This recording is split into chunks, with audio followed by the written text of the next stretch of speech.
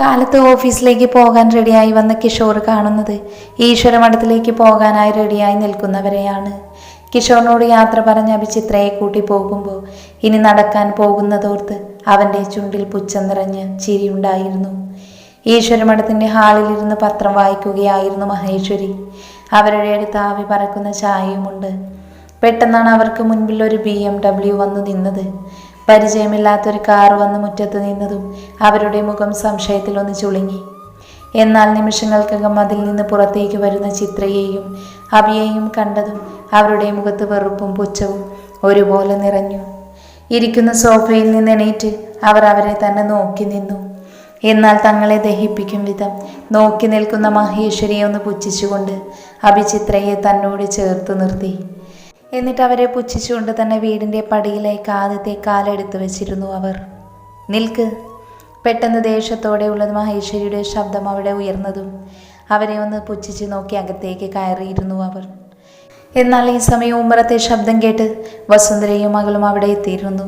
ഹാളിലേക്ക് കടന്നു വന്ന വസുന്ധര കാണുന്നത് ഒരു പെണ്ണിനെയും ചേർത്ത് പിടിച്ച് അകത്തേക്ക് വരുന്ന അഭിയെയാണ്. ഒരു വേള അവരുടെ കണ്ണുകൾ വിടർന്നു. ആ കണ്ണുകൾ അഭിയിലും അവൻ്റെ അടുത്തുള്ള പെണ്ണിലും മാത്രം ചുരുങ്ങി നിന്നു. എന്നാൽ ഇതൊന്നും കണ്ടു നിൽക്കാൻ കഴിയാതെ മഹേശ്വരിയുടെ മുഖം ചുവന്നു വന്നു. നിന്നോട് നിൽക്കാനല്ലേ പറഞ്ഞത്? ആരോട് ചോദിച്ചിട്ടാ ഈശ്വരമഠത്തിൻ്റെ പടി നീ ചവിട്ടിയത്? അവനെ നോക്കി ഒരു ഭദ്രകാളിയെ പോലെ ഉറഞ്ഞു തുള്ളിയിരുന്നു അവർ. എന്നാൽ അവരെ നോക്കി ഉറച്ച ശബ്ദത്തിലുടൻ അഭിയുടെ മറുപടിയും വന്നിരുന്നു. എനിക്ക് അവകാശപ്പെട്ട വീട്ടിലേക്ക് കയറി വരാൻ ഞാൻ ആരുടെ അനുവാദമാണ് ചോദിക്കേണ്ടത്? മഹേശ്വരി അമ്മ കുറച്ച് ദിവസം മുൻപ് ഞാൻ പറഞ്ഞതൊക്കെ മറന്നുപോയി എന്ന് തോന്നുന്നു. എന്നാൽ ഒന്നുകൂടെ പറയാം. ഇപ്പോൾ ഈശ്വരമഠം ഉൾപ്പെടെ നിങ്ങളുടെ എല്ലാ സ്വത്തുക്കളുടെയും അവകാശി ഞാനും എൻ്റെ ഭാര്യയും മാത്രമാണ്. അപ്പം ഇങ്ങോട്ട് കയറി വരാൻ ഞാൻ എന്തിന് നിങ്ങളുടെ അനുവാദം വാങ്ങണം? തൻ്റെ മുഖത്ത് നോക്കിയൊരു പുച്ഛത്തോടെ അഭി അത് ചോദിക്കുമ്പോൾ അവന് കൊടുക്കാൻ മറുപടിയില്ലാതെ നിൽക്കാനേ മഹേശ്വരിക്ക് കഴിഞ്ഞുള്ളൂ. പക്ഷേ തോറ്റുകൊടുക്കാൻ അവർ തയ്യാറായിരുന്നില്ല. ഒരുപാട് കാലം ഈ അവകാശത്തിൻ്റെ പേരിൽ ഇവിടെ വാഴാമെന്ന് നീ കരുതണ്ട. വെറും ദിവസങ്ങൾ കൊണ്ട് നിന്റെ അമ്മയെ എൻ്റെ മകൻ്റെ മനസ്സിൽ നിന്നും പൂർണ്ണമായി ഒഴിവാക്കിയവളാണ് ഞാൻ. എനിക്ക് നിന്നെ പുഷ്പം പോലെ ഈ വീട്ടിൽ നിന്ന് ഒഴിവാക്കാൻ കഴിയും.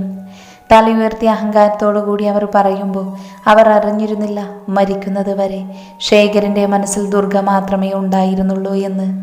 എന്നാൽ മഹേശ്വരിയുടെ വാക്കുകൾ ചെന്ന് പതിച്ചത് അഭിയുടെ ഹൃദയത്തിലായിരുന്നു. പക്ഷെ അത് പുറത്ത് കാണിക്കാതെ അവൻ അവരെ ഒന്ന് നോക്കി. എൻ്റെ അമ്മയെ നിങ്ങൾ തളർത്തിയത് അമ്മയുടെ ബലഹീനത മുതലെടുത്താണ്. അതുപോലെ അമ്മ സ്വയം നിങ്ങളുടെ മകനെ ഉപേക്ഷിച്ച് പോയതാണ്. എന്നിട്ടും നിങ്ങളുടെ മകനാണ് എൻ്റെ അമ്മയുടെ അടുത്തേക്ക് വന്നു. അമ്മയുടെ മുൻപിൽ നിന്ന് ആ കാലിൽ വീണ് കരഞ്ഞിട്ടുണ്ട് അയാൾ. അപ്പോഴും അമ്മ അയാളോട് ക്ഷമിച്ചില്ല. അതുകൊണ്ട് വിജയിച്ച കഥയൊന്നും പറയണ്ട. എൻ്റെ അമ്മയെന്നോ വേണ്ടെന്ന് വെച്ചതാണ് നിങ്ങളുടെ മകനെയും ഈ സ്വത്തുക്കളെയും. പക്ഷേ ഇപ്പോൾ എനിക്കിത് വേണം. അത് നിങ്ങളുടെ സ്വത്തുക്കളോടുള്ള ആർത്തി കൊണ്ടല്ല. എൻ്റെ അമ്മയ്ക്ക് നിങ്ങൾ നിഷേധിച്ചത് ഞാൻ അനുഭവിക്കുന്നത് നിങ്ങൾ കാണണം. അതിനു വേണ്ടിയാണ്. അത് പറയുന്നതിൻ്റെ കൂടെ ചിത്രയുടെ കൈ പിടിച്ച് അകത്തേക്ക് കൊണ്ടുപോയിരുന്നു അഭി. അപ്പോഴും വാതിലിനടുത്ത് അവരെ നോക്കി നിൽക്കുന്ന വസുന്ധരയെ നോക്കി ഒന്ന് പുച്ഛിച്ചു. അകത്തേക്ക് കയറിപ്പോയിരുന്നു അവൻ.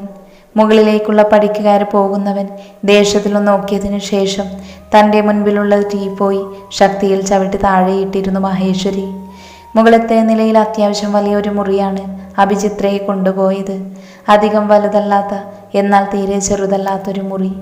ആ മുറിയിൽ ഒരു ബെഡും പിന്നെ സ്റ്റഡി ടേബിളും ചെയറും ഇട്ടിട്ടുണ്ട്. അഭി പണ്ട് ഉപയോഗിച്ചിരുന്ന മുറിയായിരുന്നു അത് എന്ന് ചിത്രയ്ക്ക് ഒറ്റ നോട്ടത്തിൽ തന്നെ മനസ്സിലായി. ആ മുറിയിലേക്ക് കയറിയ ഉടനെ പഴയ ഓർമ്മകൾ അവനെ വന്ന് പൊതിയുന്നത് പോലെ തോന്നി അവന്. കുഞ്ഞുനാളിലെ അവഗണനയും വേദനയും അവൻ്റെ മനസ്സിലേക്ക് കടന്നു വന്നതും അസ്വസ്ഥതയോടെ കണ്ണുകൾ മുറുക്കി അടച്ചിരുന്നു അവൻ. പെട്ടെന്ന് അവൻ്റെ കൈയിന്മേൽ ചിത്രയുടെ കൈ വന്ന് അവനെ പൊതിഞ്ഞു പിടിച്ചു. ഉടനെ ചിന്തയിൽ നിന്നുണർന്ന അഭി അവളെ നോക്കിയതും അവനെ നോക്കിയൊന്ന് കണ്ണ് ചിമ്മിരുന്നു അവൾ. ഉടനെ ഒരു ചിരിയോടെ അവളെ തന്നോട് ചേർത്ത് പിടിക്കുമ്പോൾ അവൻ്റെ ഉള്ളിൽ വല്ലാത്ത ആശ്വാസം നിറഞ്ഞു. അതുവരെ ഉണ്ടായിരുന്ന സമ്മർദ്ദത്തിന് ആശ്വാസം കിട്ടിയതുപോലെ. ഇതേസമയം ഹാളിൽ നിന്ന് ദേഷ്യം കൊണ്ട് വിറയ്ക്കുകയാണ് ഈശ്വരി. അവർ തൻ്റെ ഫോണും എടുത്ത് നേരെ മുറിയിലേക്ക് പോയി. അതെല്ലാം നിർവികാരമായി നോക്കി നിൽക്കാൻ മാത്രമേ വസുന്ധരയ്ക്ക് കഴിഞ്ഞുള്ളൂ. അവരുടെ അടുത്ത് നിൽക്കുന്ന ആവണി അമ്മയുടെ അടുത്തേക്ക് വന്നു. എന്നാൽ തൻ്റെ മകൾക്ക് മുഖം കൊടുക്കാതെ അവർ മുറിയിലേക്ക് പോയിരുന്നു. അവരുടെ പോക്ക് കണ്ട് വേവലാതിയോടുകൂടി അവരുടെ പുറകിൽ പോയി ആവണി കാണുന്നത് ബെഡിലിരുന്ന് നിറഞ്ഞ് കണ്ണുകൾ തുടക്കുന്ന വസുന്ധരയെയാണ്. ഒരു വേള തൻ്റെ അമ്മയുടെ കണ്ണുനീരിൽ ആവണിക്ക് വല്ലാത്ത വേദന തോന്നി. അവളുടെ കണ്ണുകളും നിറഞ്ഞു. മതിയമ്മ, നമുക്കിവിടെ നിന്ന് ഏട്ടൻ്റെ അടുത്തേക്ക് പോകാം. ഏട്ടൻ അന്ന് ഒരുപാട് വിളിച്ചതല്ലേ, അമ്മയല്ലേ വരാൻ കൂട്ടാക്കാത്തത്. ഇനിയും ഇവിടെ നിന്നതുപോലെയുള്ള പല കാഴ്ചകളും കാണേണ്ടി വരും. അല്ലെങ്കിലും ഇവിടെ നിൽക്കാൻ നമുക്കൊരു അവകാശവും ഇല്ലല്ലോ. പോകാം അമ്മേ. വസുന്ധരയുടെ കണ്ണുകൾ തുടച്ചുകൊണ്ട് അവൾ വേവലാതിയോട് പറയുമ്പോൾ ഇനി നടക്കാൻ പോകുന്ന കാര്യങ്ങൾ തൻ്റെ അമ്മയെ മാനസികമായി വല്ലാതെ ബാധിക്കുമെന്നുള്ള കാര്യത്തിൽ ആവണിക്ക് സംശയമൊന്നും ഉണ്ടായിരുന്നില്ല. ഇല്ല മോളെ, അമ്മ എങ്ങോട്ടും ഇല്ല. നിങ്ങളുടെ അച്ഛൻ ഉറങ്ങുന്ന ഈ മണ്ണ് വിട്ട് എവിടേക്കും പോകാൻ എനിക്ക് കഴിയില്ല. എന്നെ സ്നേഹത്തോടെ ഒന്ന് നോക്കിയിട്ട് കൂടി ഇല്ലെങ്കിൽ പോലും അദ്ദേഹത്തെ വെറുക്കാൻ എന്നെക്കൊണ്ട് ഇതുവരെ കഴിഞ്ഞിട്ടില്ല. അല്ലെങ്കിൽ തന്നെ എന്തിൻ്റെ പേരിലാണ് ഞാൻ അദ്ദേഹത്തെ വെറുക്കേണ്ടത്? പൂർണ്ണ മനസ്സോടുകൂടി ദുർഗയുടെ കയ്യിൽ നിന്ന് സ്വാർത്ഥതയോടുകൂടി ഞാൻ തട്ടിപ്പറിച്ചെടുത്തതാണ് ഈ വീട്ടിലുള്ള എൻ്റെ ജീവിതം.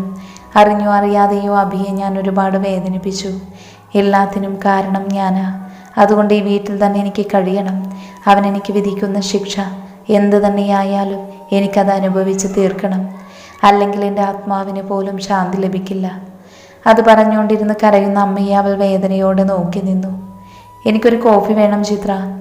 ചിത്രയുടെ മടിയിൽ കിടന്ന് അഭി പറഞ്ഞതും അവനെ നോക്കി ഒന്ന് ചിരിച്ചു അവൾ. അവൻ്റെ തലമടിയിൽ നിന്ന് എടുത്തു മാറ്റി ബെഡിൽ നിന്ന് എണീറ്റു. എന്നാൽ പെട്ടെന്ന് എഴുന്നേറ്റ് നടക്കാൻ തുടങ്ങിയ ചിത്രയുടെ കയ്യിൽ അഭിയുടെ പിടി വീണിരുന്നു. സംശയത്തോടെ ചിത്ര അഭിയെ നോക്കിയതും അവൻ അവളെ നോക്കിക്കൊണ്ട് പറഞ്ഞു, ഈ വീട്ടിൽ മറ്റാരേക്കാളും അവകാശം നിനക്കുണ്ട്, അത് മറന്നു പോകരുത്. അവളുടെ കണ്ണിലേക്ക് നോക്കി പറയുമ്പോൾ അവൻ്റെ കണ്ണിൽ ഒരു ശാസന ഉണ്ടായിരുന്നു. എന്ന് മൂളിയതിൻ്റെ കൂടെ അവനെ നോക്കി താഴേക്ക് പോയിരുന്നു അവൾ. നേരെ അടുക്കളയിലേക്കാണ് ചിത്ര പോയത്. അവിടെ കയറിയ ഉടനെ ആ അടുക്കള മുഴുവൻ അവളുടെ കണ്ണുകൾ സഞ്ചരിച്ചു. എന്നാൽ വളരെ വിശാലമായ ആ വലിയ അടുക്കളയിൽ ഒരു സ്ത്രീ മാത്രം തിരിഞ്ഞു നിന്ന് ജോലി ചെയ്യുന്നുണ്ട്. അവരെ ഒന്ന് നോക്കിയതിനു ശേഷം ചിത്ര ഗ്യാസിനടുത്തേക്ക് പോയി. കഴുകി വെച്ചിരിക്കുന്ന പാത്രങ്ങളിൽ നിന്നൊന്നെടുത്ത് കഴുകി അതിൽ കുറച്ച് വെള്ളമൊഴിച്ച് കാപ്പിക്ക് വെച്ചു. കോഫി പൗഡർ തിരയുമ്പോഴാണ് തന്നെ നോക്കി നിൽക്കുന്ന ആ സ്ത്രീയെ ചിത്ര ശ്രദ്ധിക്കുന്നത്. ഒരു സാധാരണ കോട്ടൺ സാരിയാണ് വേഷം. അതുതന്നെ അവർ ഇവിടുത്തെ ജോലിക്കാരിയാണെന്ന് വിളിച്ചോതുന്നുണ്ട്. ചിത്ര അവരെ നോക്കി ഒന്ന് ചിരിച്ചു. ചേച്ചി, കോഫി പൗഡർ എവിടെയാ ഉള്ളത്? അവളുടെ ചോദ്യം കേട്ടതും സുമതി വേഗം കോഫി പൗഡർ എടുത്ത് അവളുടെ കയ്യിലേക്ക് കൊടുത്തിരുന്നു. എന്നെ ചേച്ചി എന്നൊന്നും വിളിക്കേണ്ട കുഞ്ഞേ, സുമതി എന്ന് വിളിച്ചാൽ മതി.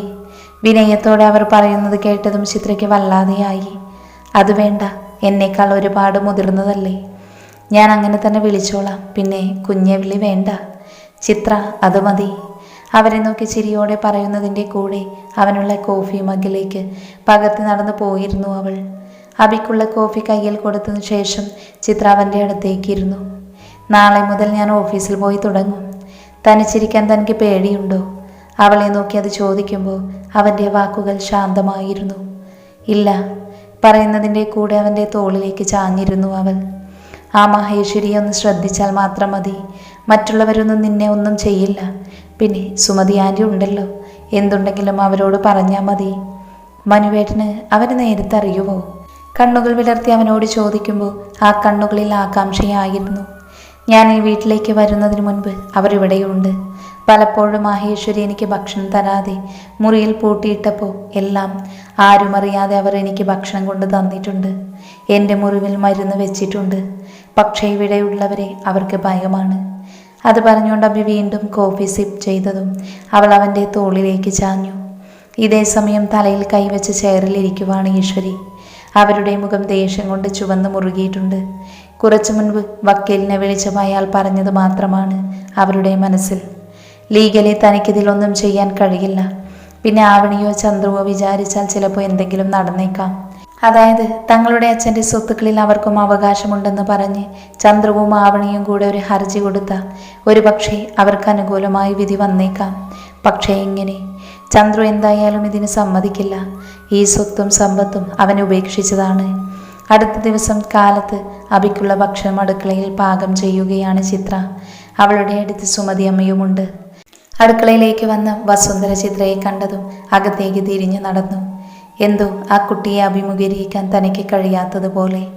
അഭി നല്ല ഉറക്കത്തിലായതുകൊണ്ട് ഇന്ന് ജോഗിങ് ഒന്നുമില്ല. കുളിച്ച് റെഡിയായ ഉടനെ ഓഫീസിലേക്ക് പോകണം. അതുകൊണ്ട് അവനുള്ള ബ്രേക്ക്ഫാസ്റ്റ് റെഡിയാക്കി അവൾ ഡൈനിങ് ടേബിളിലേക്ക് കൊണ്ടുവച്ചു. അവരടിയായി താഴേക്ക് വരുമ്പോൾ ചിത്രയെല്ലാം എടുത്തു വെച്ചിട്ടുണ്ട്. വേഗം കഴിച്ച് പുറത്തേക്ക് പോകുമ്പോൾ അവൻ്റെ മനസ്സ് നിറയെ ചിത്രയായിരുന്നു. ഇതേ സമയം മുകളിലെ വിൻഡോയുടെ അടുത്ത് നിൽക്കുന്ന മഹേശ്വരി അവനെ ദേഷ്യത്തോടെ അതിലുപരി പകയോടെ നോക്കി നിന്നു. അഭി പോയ ഉടനെ അടുക്കളയിൽ ഇരിക്കുവാണ് ചിത്ര. അവൾക്ക് വേണ്ടതെല്ലാം പറഞ്ഞും ചെയ്തും കൊടുക്കാൻ സുമതിയുമുണ്ട്. അവരുടെ ഭർത്താവ് മരിച്ചു പോയതാണ്. ചെറിയ പ്രായത്തിൽ ഒറ്റപ്പെട്ടു പോയവർ ഇവിടെ വന്നിട്ട് 22 വർഷങ്ങളായി. ഇപ്പം 45 വയസ്സായി. ആരുമില്ല. ഈ വീട്ടിലെ വീട്ടുജോലിയും ചെയ്ത് ഇവിടെ തന്നെ നിൽക്കുന്നു. പെട്ടെന്നാണ് അടുക്കളയിൽ മറ്റാരുടെയോ സാമീപ്യം അറിയുന്നത്. തിരിഞ്ഞു നോക്കിയ ചിത്ര കാണുന്നത് അവളെ തന്നെ നോക്കി നിൽക്കുന്ന ആവണിയെയാണ്. താൻ അവളെ കണ്ടു എന്നറിഞ്ഞതും ഒന്നും മിണ്ടാതെ തല താഴ്ത്തി അടുക്കളയിലേക്ക് വന്ന ഒരു ഗ്ലാസ് വെള്ളം എടുത്തു പോകുന്നവൾ ചിത്രയെ ഒന്ന് നോക്കി നിന്നു. ആവണി മോളൊരു പാവ കുഞ്ഞെ. അറിയാത്തവരുടെ മുഖത്ത് നോക്കാൻ പോലും ആ കുഞ്ഞിന് പേടിയാ. അച്ഛനില്ലാത്തത് കൊണ്ട് ചന്ദ്രകുഞ്ഞ് താഴെ വെക്കാതെ അതിനെ കൊണ്ട് നടക്കുന്നത്. പച്ചക്കറി നുറുക്കുന്നതിനിടയിൽ അകത്തേക്ക് നടന്നു പോകുന്ന ആവണിയെ നോക്കി സുമതി പറഞ്ഞതും ചിത്ര അവരെ തന്നെ നോക്കി നിന്നു. ഇവിടെയുള്ള എല്ലാവരെയും ചേച്ചിക്ക് നന്നായി അറിയാലോ. ഒരു ചിരിയോടെ ചിത്ര ചോദിച്ചതും ശക്തിയിൽ ഒരു ഗ്ലാസ് താഴെ വീണുടഞ്ഞിരുന്നു. തിരിഞ്ഞു നോക്കി അവർ രണ്ടുപേരും കാണുന്നത് ദേഷ്യത്തോടെ അവരെ നോക്കി നിൽക്കുന്ന ഈശ്വരിയെയാണ്. അവരുടെ മുഖമെല്ലാം ദേഷ്യം കൊണ്ട് ചുവന്നിരുന്നു. അവരുടെ കണ്ണുകൾ ദേഷ്യത്തോടെ സുമതിയിൽ തന്നെ തറഞ്ഞു നിൽക്കുവാണ്. ഒട്ടും പ്രതീക്ഷിക്കാതെ അവൾ മുന്നോട്ട് വന്ന് സെക്കൻഡുകൾക്കുള്ളിൽ തന്നെ സുമതിയുടെ മുഖത്ത് ആഞ്ഞടിച്ചിരുന്നു. ഒട്ടും പ്രതീക്ഷിക്കാതെയുള്ള അവരുടെ ആ പ്രവൃത്തിയിൽ ആകെ പകച്ചു പോയിരുന്നു ചിത്ര. എന്നാൽ തൻ്റെ അടികൊണ്ട് ചുവന്ന് തൊടുത്തിരിക്കുന്ന വലത്തെ കവളിൽ കൈവച്ചുകൊണ്ട് അവരെ തന്നെ വേദനയോടെ നോക്കി നിൽക്കുവാണ് സുമതി. എൻ്റെ കുടുംബകാര്യങ്ങളൊക്കെ ഇവളോട് വിളമ്പാനാണോ നിന്നെ ഞാനിവിടെ ജോലിക്ക് നിർത്തിയിരിക്കുന്നത്? അവരെ നോക്കി അലറുമ്പോൾ ദേഷ്യത്തിൽ വിറയ്ക്കുകയാണ് ഈശ്വരി. എന്നാൽ അവരുടെ ഈ ശബ്ദം കേട്ട് അകത്തേക്ക് പോയ ആവണിയും അവളുടെ കൂടെ വസുന്ധരയും അടുക്കളയിലേക്ക് വന്നിരുന്നു. ഉടനെ അവരെ കണ്ട കാഴ്ച സുമതിയെ നോക്കി ദേഷ്യത്തിൽ അലറുന്ന ഈശ്വരിയുടെ ചിത്രമാണ്. അവരെ തന്നെ നോക്കി നിൽക്കുന്ന സുമതിക്ക് ഈശ്വരിക്ക് നേരെ ശബ്ദമുയർത്താനുള്ള ധൈര്യമുണ്ടായിരുന്നില്ല. അല്ലെങ്കിലും ആ കുടുംബത്തെ മാത്രം ആശ്രയിച്ച് ജീവിക്കുന്നവർ ആരെ എതിർക്കാനാണ്? ഇനി നിനക്ക് ഈ വീട്ടിൽ സ്ഥാനമില്ല. ഈ നിമിഷം തന്നെ എടുക്കേണ്ടതെല്ലാം എടുത്ത് ഈ വീടിൻ്റെ പടിയിറങ്ങിക്കോ.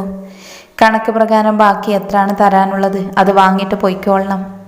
ഒട്ടും പതരാതെ ഉറച്ച ശബ്ദത്തോടു കൂടി ഈശ്വരി സുമതിയെ നോക്കി അത്രയും പറഞ്ഞു നിർത്തുമ്പോൾ തൻ്റെ ഉള്ളിൽ തങ്ങി നിൽക്കുന്ന സങ്കടം കരച്ചിൽ ചീളുകളായി പുറത്തേക്ക് വരുന്നത് സുമതി അറിയുന്നുണ്ടായിരുന്നു. കുറച്ചു മുൻപ് ഈശ്വരി അടിച്ച ആ വലത്തെ കവളിനേക്കാൾ വേദന ഇപ്പോൾ അനുഭവപ്പെടുന്നത് അവർക്ക് അവരുടെ ഹൃദയത്തിലായിരുന്നു. കാരണം ഈശ്വരമഠം വിട്ടാൽ സുമതിക്ക് അഭയം പ്രാപിക്കാൻ മറ്റൊരിടമില്ല. മേഡം, എനിക്ക് പോകാൻ മതി. വേഗം ഇവിടെ നിന്ന് പോകാൻ നോക്ക്. കരച്ചിലോടുകൂടി പറയാൻ ശ്രമിക്കുന്ന സുമതിയുടെ വാക്കുകൾ പൂർത്തിയാക്കാൻ അവസരം കൊടുക്കാതെ മഹേശ്വരി തിരിഞ്ഞു നടന്നു. എന്നാൽ ഈ സമയം അവരെ വേദനയോടെ നോക്കി നിൽക്കുകയായിരുന്നു വസുന്ധര. അവരുടെ ആ നിൽപ്പ് ആവണിയെയും വസുന്ധരയെയും നല്ല രീതിയിൽ തന്നെ ബാധിച്ചിരുന്നു. വസുന്ധര ഈ വീട്ടിലേക്ക് മരുമകളായി കടന്നു വരുന്നതിന് മുൻപേ സുമതി ഇവിടുത്തെ ജോലിക്കാരിയാണ്. തൻ്റെ 2 പ്രസവത്തിനും കുഞ്ഞുങ്ങളെ നോക്കാനും കൂടെ നിന്നത് അവർ തന്നെയാണ്. ഇന്ന് വരെ അവരോട് മുഖം കറുപ്പിക്കേണ്ട ഒരു അവസ്ഥ അവരായി ഉണ്ടാക്കിയിട്ടില്ല. മറിച്ചായിരുന്നില്ല ആവണിയുടെയും അവസ്ഥ. കുട്ടിക്കാലം മുതൽ എന്തിനും ഏതിനും ഒരു കയ്യകലം ആൻറ്റിയുണ്ട്. ഇവിടെ വിട്ട് സാധനങ്ങൾ വാങ്ങാനല്ലാതെ പുറത്തേക്ക് പോകുന്നത് പോലും കണ്ടിട്ടില്ല. അച്ചമ്മയെ ഒരു പ്രാവശ്യത്തേക്ക് ആൻറ്റിയോട് ക്ഷമിച്ചൂടെ? തന്നെ കടന്നു പോകുന്ന അച്ചമ്മയുടെ മുൻപിലേക്ക് കയറി നിന്ന് ആവണി പറയുമ്പോൾ അവളുടെ കണ്ണുകൾ നിറഞ്ഞിരുന്നു. എന്നാൽ അത് കേൾക്കെ ഈശ്വരിയുടെ മുഖം ദേഷ്യം കൊണ്ട് ചുവക്കുകയാണ് ചെയ്തത്. അനാവശ്യ കാര്യങ്ങളിൽ ഇടപെടരുത് എന്ന് നിന്നോട് ഞാൻ മുൻപ് പറഞ്ഞിട്ടുണ്ട്. 1 മണിക്കൂർ സമയം തരും. അതിനുള്ള സുമതി വീട്ടിൽ നിന്ന് പോയിരിക്കണം. അല്ലെങ്കിൽ ഇറക്കി വിടാൻ മഹേശ്വരിക്ക് അറിയാം. ആദ്യം ആവണിയെ ഒന്ന് തുറിച്ചു നോക്കിയതും പിന്നെ സുമതിയെ ഒന്ന് ഇരുത്തി നോക്കിയതും ദേഷ്യത്തിൽ അത് പറഞ്ഞതിന് ശേഷം നടന്നു പോകുമ്പോൾ ഈശ്വരിയുടെ മനസ്സ് നിറയെ ആരോടൊക്കെയുള്ള ദേഷ്യമായിരുന്നു. എന്നാൽ അപ്പോഴും കേട്ട വാർത്തയിൽ കുടുങ്ങിക്കിടക്കുകയായിരുന്നു സുമതി. വർഷങ്ങളായി വീട്ടിലുള്ള ആളാണ്. സത്യം പറഞ്ഞ ഈശ്വരമഠം വിട്ട് മറ്റൊരു ലോകത്തെക്കുറിച്ച് അവർ ഇതുവരെ സങ്കല്പിച്ച് നോക്കിയിട്ട് പോലുമില്ല. മരിക്കുന്നത് വരെ ഈ വീട്ടിൽ തന്നെ കഴിഞ്ഞു കൂടണമെന്നായിരുന്നു അവർക്ക്. പലപ്പോഴും ചീത്ത പറയുകയും അടിക്കുകയും അപമാനിക്കുകയും ചെയ്തിട്ടുണ്ടെങ്കിലും ഈ വീട് അവർക്ക് വലിയൊരു ആശ്രയമായിരുന്നു.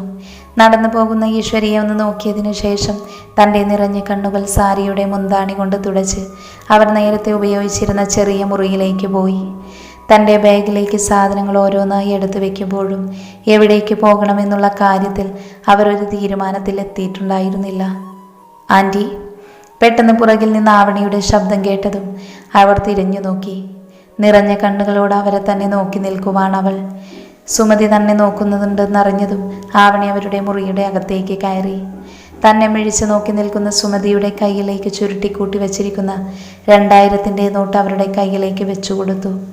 എൻ്റെ കയ്യിൽ ഇതേ ഉള്ളൂ, ഞാൻ ആൻറ്റിയെ ഒരുപാട് മിസ് ചെയ്യും എന്ന് പറഞ്ഞ് അവരെ ഒന്ന് പുണർന്നതിന് ശേഷം അവരുടെ മുഖത്തേക്ക് നോക്കാതെ തല താഴ്ത്തിക്കൊണ്ട് പുറത്തേക്ക് പോകുന്നവളെ സുമതി നിറഞ്ഞ കണ്ണുകളോടെ നോക്കി നിന്നു. ഇതുവരെ തന്നോട് പരിധിയിൽ കവിഞ്ഞൊരടുപ്പം കാണിക്കുന്നവളാണ്. ഇന്ന് അവൾ ഏറ്റവും കൂടുതൽ പേടിക്കുന്ന മുത്തശ്ശിയോട് തനിക്ക് വേണ്ടി സംസാരിച്ചത്, പോരാത്തതിന് കയ്യിലാകെ ഉണ്ടായിരുന്ന നോട്ട് വെച്ച് തന്നതും. ചന്ദ്ര വീട് വിട്ടു പോയതിനു ശേഷം മഹേശ്വരി അമ്മയുടെ കയ്യിൽ നിന്നും അക്കൗണ്ടിലുള്ള ക്യാഷിൽ നിന്ന് 1 രൂപ പോലും എടുക്കരുത് എന്ന് പറഞ്ഞ് ഏൽപ്പിച്ചതാണ്. ഇപ്പം ചന്ദ്രു അയക്കുന്ന ക്യാഷിനാണ് അവർ അമ്മയും മകളും കഴിയുന്നത് പോലും. അവരുടെ ഉള്ളൊന്ന് പിടഞ്ഞു. വലിയ സൗകര്യത്തിൽ ജീവിച്ച കുഞ്ഞാണ്. അവർ അറിയാതെ പറഞ്ഞുപോയി. സുമതിയുടെ മുറിയുടെ വാതിൽ കടന്നു പോയ ആവണി ഇടിച്ചു നിന്നത് ചിത്രയുടെ ദേഹത്താണ്. പെട്ടെന്ന് അവൾ അവിടെ കണ്ടതിൻ്റെ ഞെട്ടൽ മുഖത്ത് വരാതിരിക്കാൻ പരമാവധി ശ്രമിച്ചുകൊണ്ട് തല താഴ്ത്തി ഒരു സോറി പറഞ്ഞ് കടന്നു പോകുമ്പോൾ അവളുടെ ചുവന്നു കണ്ടങ്ങിയ കണ്ണിൽ മാത്രമായിരുന്നു ചിത്രയുടെ ശ്രദ്ധ. തൻ്റെ ബാഗിലേക്ക് വസ്ത്രങ്ങളെല്ലാം വെച്ച് തിരിഞ്ഞ് സുമ കാണുന്നത് വാതിലിനടുത്ത് അവരെ നോക്കി നിൽക്കുന്ന ചിത്രയെയാണ്. ചേച്ചിക്ക് ഇവിടെ തന്നെ നിന്നൂടെ?